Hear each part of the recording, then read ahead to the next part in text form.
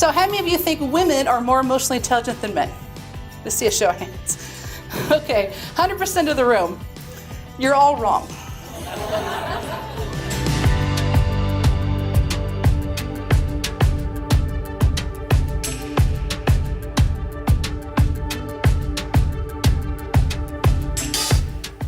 Dr. Andrews' session today was just so relevant to my life and to my company. So we're a husband and wife team. I co-founded the company with my husband, and many of the things that she talked about today were just really something that we're trying to break through for barriers within our own culture, within our own organization. Okay, so what's the take-home of all this? The take-home is very different perceptions by our coworkers and our leadership teams. They have a very real impact on promotion.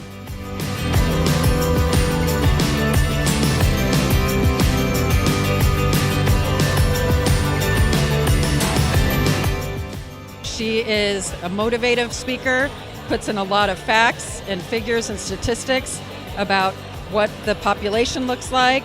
So 5.4%, that number has barely budged in 30 years.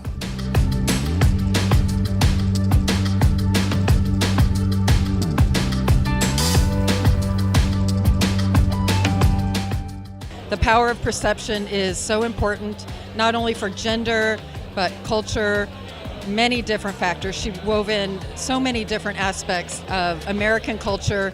Men and women are also socialized to be like this. Men are socialized to be confident and assertive.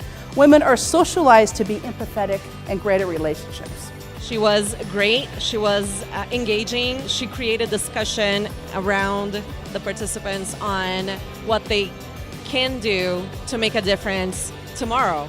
Let's take a few minutes to do a group share because I would love to hear from you. And again, adults learn from each other. Yeah, I thought Shawn was dynamic. People were able to engage throughout the process, and definitely recommend her to others in the future.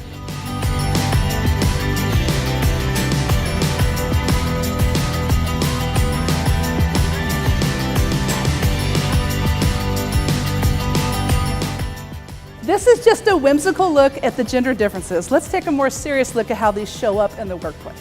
Because of how we're socialized and because of our neuroanatomy differences, men and women approach virtually every aspect of business differently. I thought it was a really great overview of some of the things that are going on in corporate America, and I think it's great because it definitely highlighted a lot of things that I think a lot of us don't always spend time thinking about because we're moving so quickly in our day-to-day. So I think it was a really good reminder of how we can all be more mindful about the different practices that are happening, that we could definitely change and have a different impact for our own selves as well as our associates. And I like some of the suggestions that she made at the very end. So I want you to run a little experiment, especially the women in the room. The next time you're approached with a project that you've never done, say, boss, I got it, I'm on it, and you go figure it out. It was a great reminder of the big gap that still exists in leadership and how much work we still have to get women to where they can be. So, talking can transform minds. That can transform behaviors. Behaviors transform organizations, and that can transform the world.